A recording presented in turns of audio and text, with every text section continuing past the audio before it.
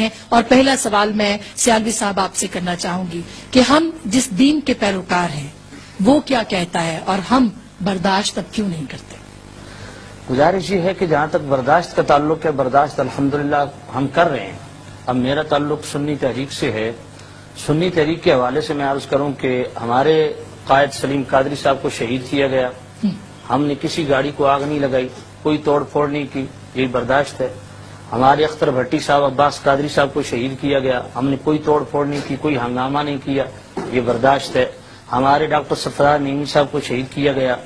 لیکن اگر اس برداشت کو آپ سلیمان تاثیر کے اس ایشو سے ریلیٹڈ کریں گی تو پھر وہ اور نقطہ نظر۔ پھر مجھے بعد میں آپ کہتے ہیں کہ علماء میں اتفاق ہے، ایک دوسرے کے پیچھے نماز بھی پڑھنے کے لیے تیار نہیں ہوتے، آپ کیا اتفاق کی بات کر رہے ہیں؟ اچھا دوسرے یہ آپ ناموس رسالت قانون پہ اتفاق ہے، ہمیشہ سے ہے اور انشاءاللہ قیامت تک رہے گا، اس پہ اختلاف نہیں ہے۔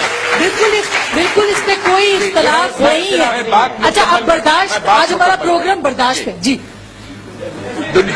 جی جی پلیز۔ میری بات میں ہی کاٹ کے بات کر دی ہے۔ دنیا اسلام کے صرف یہی عالم نہیں ہے، بہت بڑی دنیا ہے۔ اب آپ انڈونیشیا لے لیجئے، کیا وہاں پر اس کی سزا، بلیسفیمی کی سزا موت ہے؟ نہیں، 5 سال ہے۔ یہ فتویٰ دی ہے 5 سال ہے۔ نہیں آپ ثبوت پیش کریں نا۔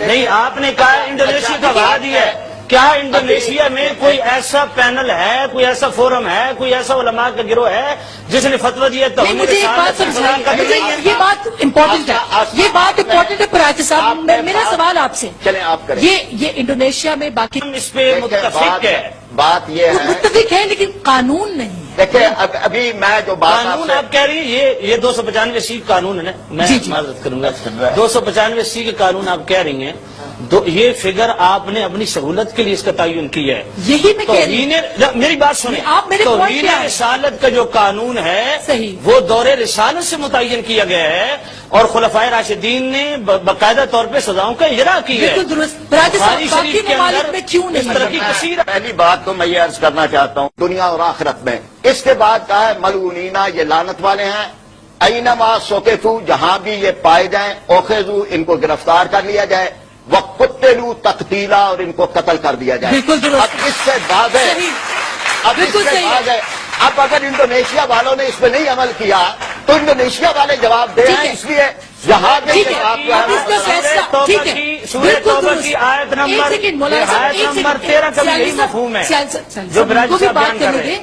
بالکل درست ہے، اس پہ کوئی پوچھنے تو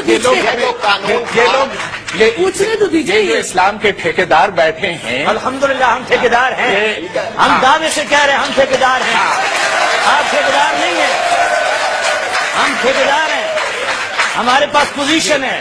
یہ جو اسلام کے ٹھیکیدار اور ہماری نہیں یہ ہمیں بولنے کو نہیں دیتے، صرف چند دیتے ہیں۔ دیکھیں ادھر قرآن مجید، ادھر قرآن پڑھا گیا ہے، وہ قرآن کا جواب قرآن سے۔ اچھا برداشت پہ قرآن کی آیت سنائیں۔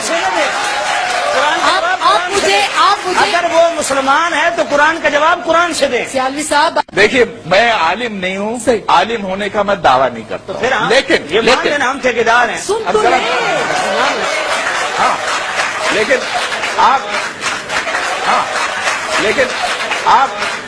آپ اکیلے ٹھیکیدار نہیں، اور بھی ہیں، ان کی بھی بات جناب، اس معاملے میں سبھی ٹھیکیدار ایک فورم پہ اکٹھے ہیں، مذہبی ٹھیکیدار ایک فورم پہ اکٹھے ہیں اس معاملے میں۔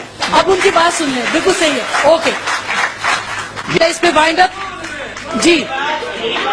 ہر چیز ایک سیکنڈ، ہر چیز برداشت نہیں ہوتی، برداشت نہیں ہے۔ یہ سزا کا اجرا عدالت کو کرنا چاہیے تھا، اس کو قانون ہاتھ میں نہیں لینا چاہیے تھا، لیکن ماورائے عدالت جو وہ قتل ہوا ہے اس کی میں وہی کہہ رہا ہوں نا، عدالت کی سب سے پہلی خلاف ورزی کس نے کی ہے؟ جو سزا یافتہ عدالت سے عورت ہے اس کی سپورٹ کس نے جاری؟ بہت شکریہ۔ پہلے یہ اس بات کی دلیل ہے کہ قاتلوں میں میں یہ کام کر سکتا۔ اوکے بہت شکریہ، بہت شکریہ۔ اگر ہم خود سزا